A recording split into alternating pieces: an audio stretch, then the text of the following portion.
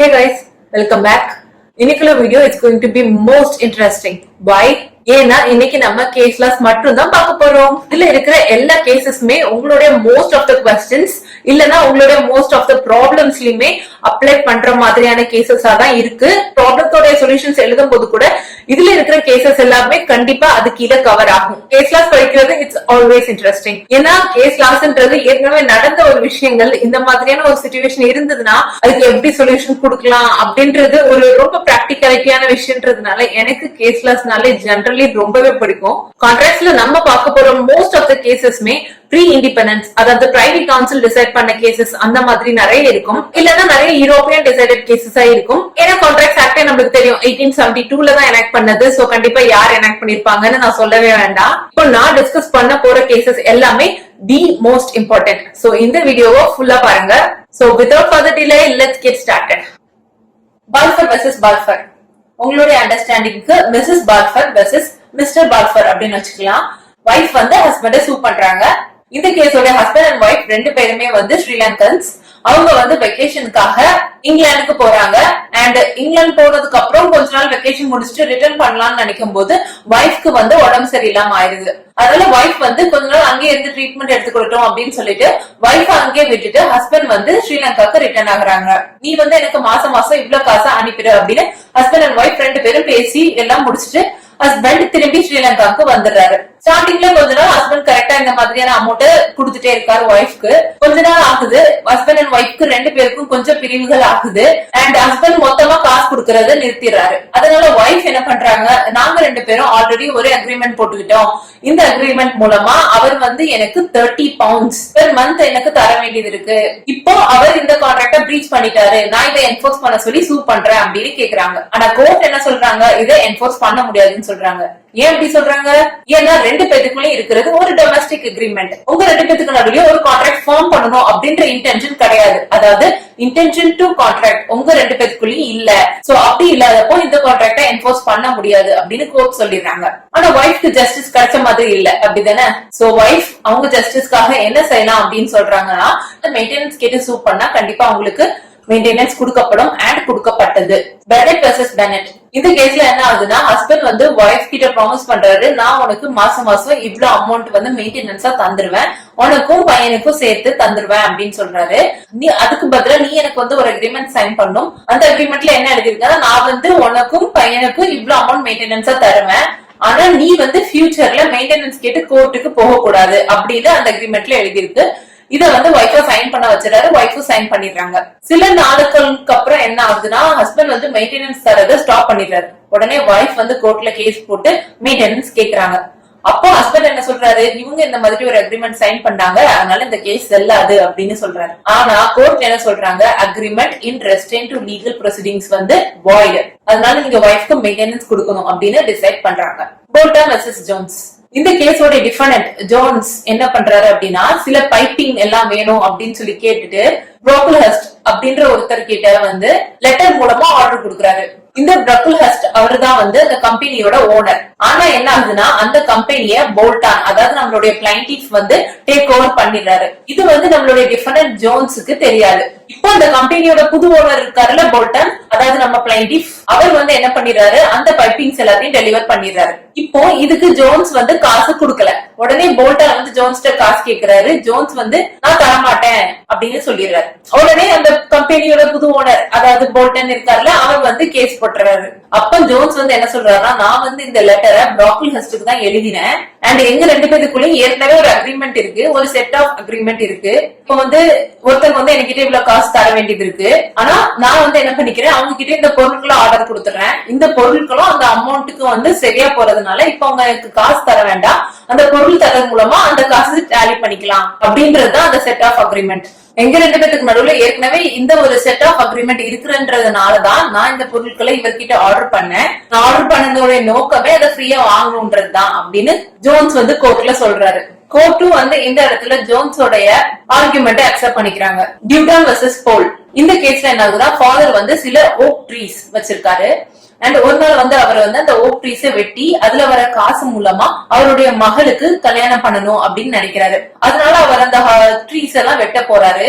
அப்போ அவருடைய மகன் வந்து என்ன சொல்றாருன்னா, நான் வந்து இந்த ட்ரீஸ் எல்லாத்தையும் இன்ஹெரிட் பண்ணிக்கிறேன் உங்ககிட்ட இருந்து, அண்ட் நான் இன்ஹெரிட் பண்ணிட்டு எவ்வளவு காசு அவ கல்யாணத்துக்கு தேவைப்படுதோ அவ்வளவு காசு நான் கொடுத்துறேன் அப்படின்னு சொல்லி அந்த மகன் சொல்லிடுறாரு. அதனால அந்த அப்பாவும் அந்த ப்ராப்பர்ட்டி எல்லாத்தையும் மகன் பேருக்கே எழுதி கொடுத்துறாரு. ஒரு நாள் என்னாச்சு, அவங்க அப்பாவும் இறந்து போயிடுறாங்க.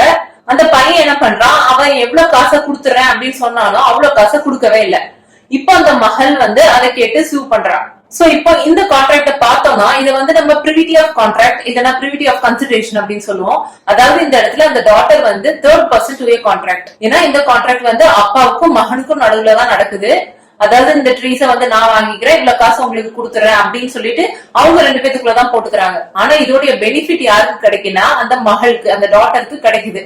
என்னதான் உனக்கும் அவளுக்கும் நடுவுல நியூடோ பேக்டமா இருந்தாலும் நீ வந்து இந்த கான்ட்ராக்ட என்ஃபோர்ஸ் பண்ணியே ஆகணும். எவ்வளவு அமௌண்ட் கொடுக்கணும்னு சொல்லி உங்க அப்பாட்ட சொன்னியோ அந்த அமௌண்ட்டை கொடுத்துடணும் அப்படின்னு கோர்ட் டிசைட் பண்றாங்க. சின்னையா வெர்சஸ் ராமையா. சோ இந்த கேஸ்ல என்ன ஆகுதுன்னா, வயசான ஒரு அம்மா, அவங்களுக்கு வந்து ஒரு லேண்டட் ப்ராப்பர்ட்டி இருக்கு. இந்த ப்ராப்பர்ட்டிய அந்த அம்மா வந்து மகளுக்கு எழுதி வச்சுட்டு சொல்றாங்க, இந்த லேண்டட் ப்ராப்பர்ட்டிய நான் உனக்கு எழுதி வைக்கிறேன், இன் ரிட்டர்ன் என்னுடைய தங்கச்சிக்கு வந்து வருஷம் இவ்வளவு அமௌண்ட் வந்து நீ கொடுத்துடணும் அப்படின்னு சொல்லிட்டு ஒரு அக்ரிமெண்ட் மூலமா அம்மா வந்து மகளுக்கு அந்த ப்ராப்பர்ட்டியை எழுதி கொடுக்குறாங்க. மகளும் வந்து கண்டிப்பா இவ்வளவு காசை உங்களுடைய தங்கச்சிக்கு கொடுப்பேன் அப்படின்னு சொல்லிட்டு தங்கச்சியோட இன்னொரு அக்ரிமெண்ட் போட்டுக்கிறாங்க. நாட்கள் போனதுக்கு அப்புறம் அந்த அம்மாவும் இறந்து போயிடுறாங்க. பார்த்தா அந்த அவங்க அம்மாவோட தங்கச்சிக்கு அந்த காசை கொடுக்கறதே இல்ல. சோ இந்த இடத்துல அந்த அம்மாவோட தங்கச்சி தான் அந்த சின்னையா அண்ட் ராமையா தான் அந்த மகா. அந்த அமௌண்ட்டை கேட்டு கேஸ் போடுறாங்க. சோ இந்த கேஸ பார்க்கும்போது அப்படியே முன்னாடி பார்த்த கேஸ் மாதிரி தான், பிரிவிட்டி ஆஃப் கான்ட்ராக்ட் அண்ட் சம்பந்தப்பட்ட ரெண்டு பார்ட்டிஸ் நடுவுலயும் எந்த கன்சிடரேஷனும் இல்ல.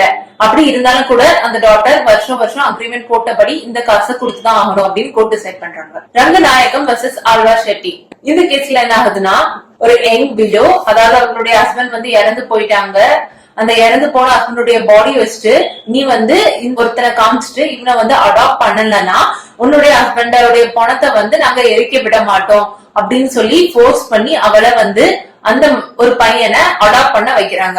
அதனால இவளும் ஒத்துக்கிறா. இப்போ இந்த அடாப்ஷன் செல்லுமா செல்லாதா? கோஆர்ஷனால ஃபார்ம் பண்ணப்பட்ட இந்த அக்ரிமெண்ட் வந்து வாய்டு அப்படின்னு கோர்ட் டிசைட் பண்றாங்க. துல்க் வெர்சஸ் மாக்ஸே. துல்க் வந்து ஒரு பெரிய ப்ராப்பர்ட்டி வச்சிருக்காரு. அந்த ப்ராப்பர்ட்டி பார்த்தோம்னா சுத்தி வீடுகள் எல்லாம் இருக்கு. அந்த வீட்டோடைய நடுவுல வந்து ஒரு கார்டன் மாதிரி வச்சிருக்காரு. அதுல நிறைய ட்ரீஸ் எல்லாம் வந்து அவர் வளர்த்து வச்சிருக்காரு. இந்த ப்ராப்பர்ட்டிய வந்து அவர் வந்து இன்னொருத்தருக்கு டிரான்ஸ்பர் பண்றாரு. டிரான்ஸ்ஃபர் பண்ணி என்ன சொல்றாருன்னா, நீ வந்து சுத்தி அந்த கார்டனை சுத்தி வந்து என்ன அல்ட்ரேஷன்னாலும் பண்ணிக்கோ, ஆனா அந்த கார்டனை வந்து நீ தொடக்கூடாது.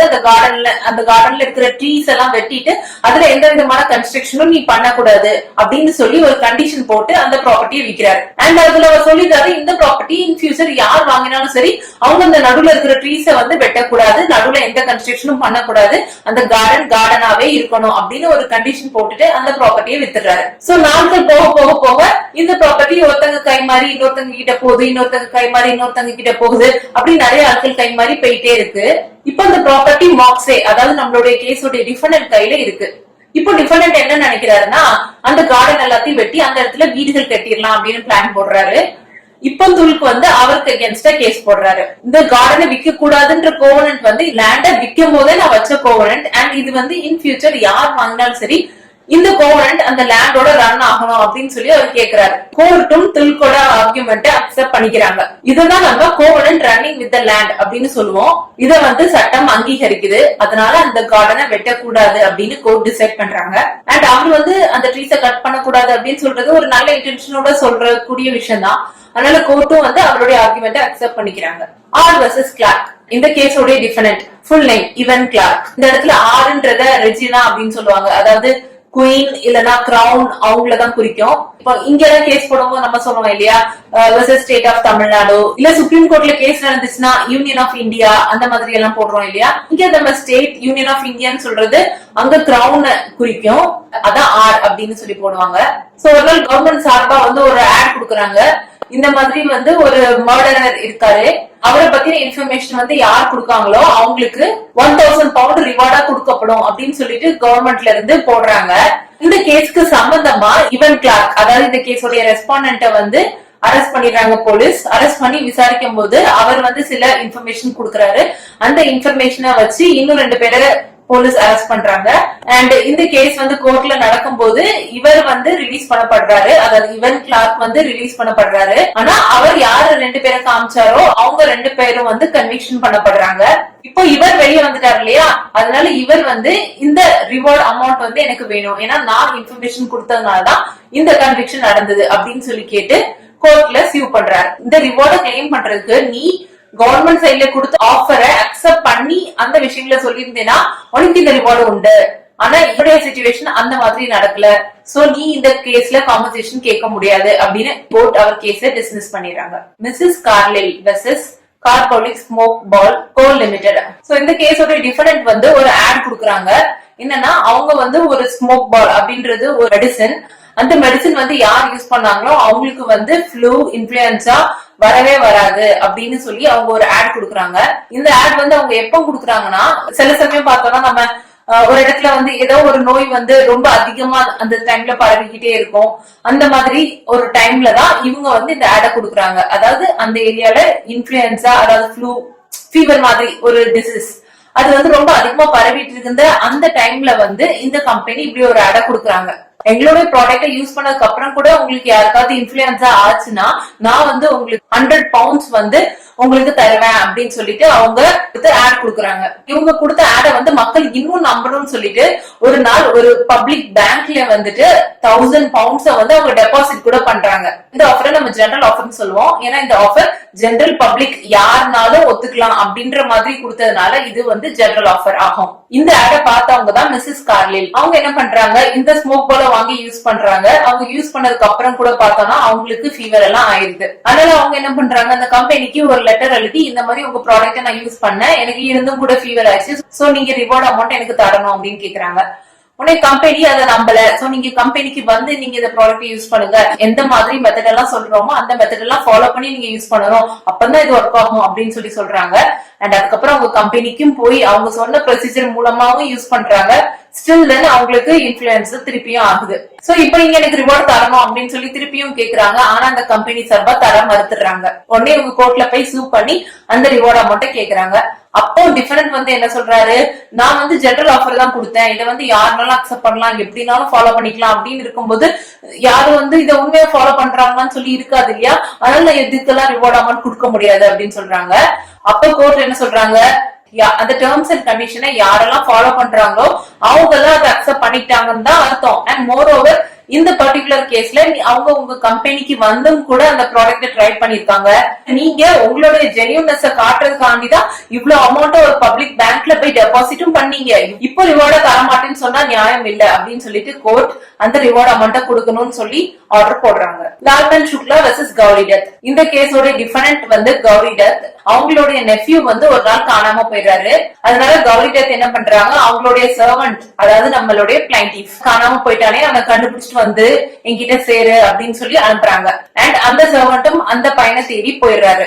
அண்ட் போன டைம்ல வந்து இந்த கௌரி டத், அதாவது இந்த கேஸோட டிஃபரண்ட் வந்து என்ன நினைக்கிறாங்கன்னா, நம்ம நியூஸ் பேப்பர்ல ஒரு ஆடும் கொடுத்துடலாம், இந்த மாதிரி காணாம போன என்னுடைய நெஃப்யூ வந்து யார் கண்டுபிடிச்சு தரீங்களோ அவங்களுக்கு நான் இவ்வளவு அமௌண்ட் ரிவார்டா தருவேன் அப்படின்னு சொல்லி நியூஸ்ல ஆடும் கொடுத்துறாங்க. இதுக்கு நடுவுல என்ன ஆகுதுன்னா, அந்த சர்வன்ட் வந்து அந்த பையனை கண்டுபிடிச்சு இவங்க கிட்ட ஒப்படைச்சிடுறாங்க. அதுக்கப்புறம் தான் அந்த சர்வன்ட்டுக்கு தெரிய வருது, இவங்க இவ்வளவு ஒரு அமௌண்ட வந்து ரிவார்டா எல்லாம் கொடுத்துருக்காங்களே அப்படின்ட்டு. நான் இந்த மாதிரி உங்க பையனை கண்டுபிடிச்சு கொடுத்தாலும் எனக்கு அந்த ரிவார்ட் அமௌண்ட் வேணும் அப்படின்னு சொல்லி கேக்குறாங்க. சோ இந்த இடத்துல கோர்ட் என்ன சொல்றாங்க, ஒரு ஆஃபருடைய ரிவார்டை கிளைம் பண்ணணும்னா முதல்ல அந்த ஆஃபர் கொடுத்திருந்திருக்காங்கன்றத உனக்கு தெரிஞ்சிருக்கணும். தெரிஞ்சு அதுக்கு அக்செப்டன்ஸ் கொடுத்து நீ அந்த பையனை தேடிட்டு வந்திருந்தனா உனக்கு இந்த ரிவார்ட் அமௌண்ட் கொடுத்திருந்திருக்கலாம்.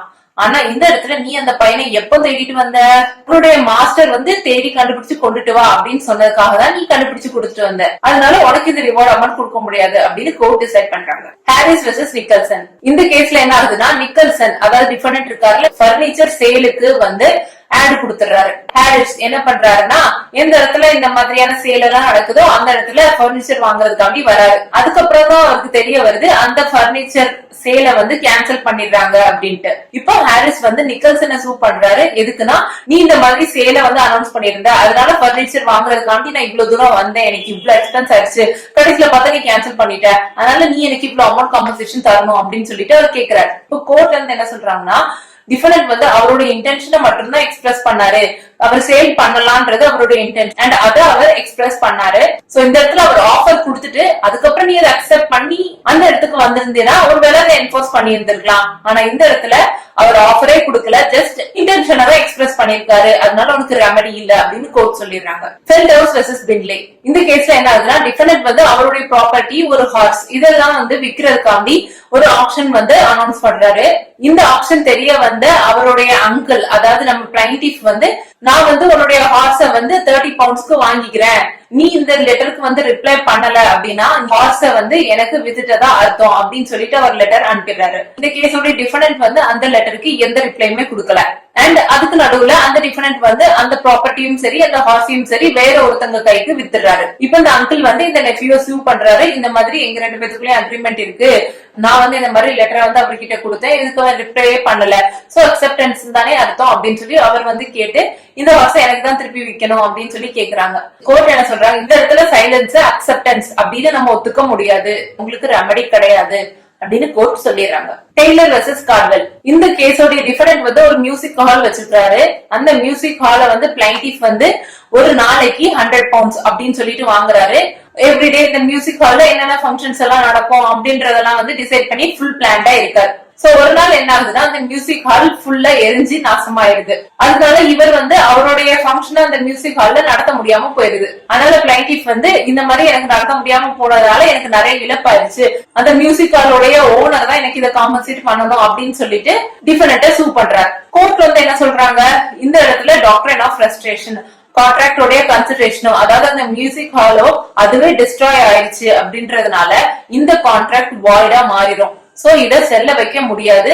அண்ட் இதுக்கு காரணமா நம்ம டிஃபரண்ட்டி சொல்ல முடியாது, ஏன்னா அவரோட வேலைக்கு அவர் மியூசிக்காலே அவர் எரிக்கல இல்லையா, அதனால அவரையும் காம்பன்சேஷன் தர முடியாது அப்படின்னு கோர்ட் டிசைட் பண்றாங்க.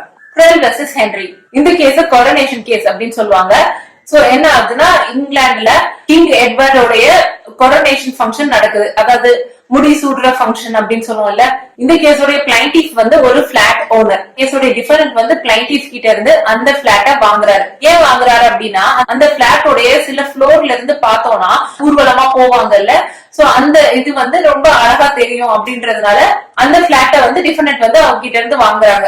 அந்த பொசிஷன் வந்து நடக்கவே இல்லை, ஏன்னா கிங் எட்வர்டுக்கு வந்து உடம்பு சரியில்லாம போறதுனால அந்த பொசிஷனையே கேன்சல் பண்ணிடுறாங்க. இப்ப அந்த பிளாட் ஓனர் நம்ம பிளைண்டிஃப் இருக்காருல்ல, அவர் வந்து டிஃபரண்டா சூ பண்றாரு. இந்த மாதிரி நான் உனக்கு 2 நாளைக்கு இந்த வாடகை கொடுத்தேன் இல்ல, சோ அந்த காசு எனக்கு வேணும் அப்படின்னு சொல்லி கேக்குறாரு. அப்ப கோர்ட் வந்து என்ன சொல்றாங்க, இது டாக்டர் ஆஃப் ஃப்ரஸ்ட்ரேஷன், இந்த ஆப்ஜெக்ட் காண்டி இந்த பிளாட் அவர் வாங்கினாரோ அந்த ஆப்ஜெக்டே நம்மளுக்கு நடக்கல, ஏன்னா கிங் பொசிஷன் நடந்திருந்தா மட்டும்தான் அந்த பிளாட் வாங்கினதுக்கான யூஸ் இருந்திருக்கும். இந்த இடத்துல அவருடைய பொசிஷனே கேன்சல் ஆனதுக்கு அப்புறம் அந்த பிளாட்டுக்கான தொகையை வந்து நீ அவர்கிட்ட கேக்குறது சரியில்லை அப்படின்னு சொல்லி கோர்ட் இந்த கேஸை டிஸ்போஸ் பண்ணிடுறாங்க. சோ இந்த வீடியோல நம்ம பார்த்த கேசஸ் எல்லாமே உங்களுக்கு நல்லா புரிஞ்சிருக்கும் நான் நினைக்கிறேன். இந்த வீடியோ அவ்வளவுதான். அடுத்த வீடியோல உங்களை பாக்குறேன். பை.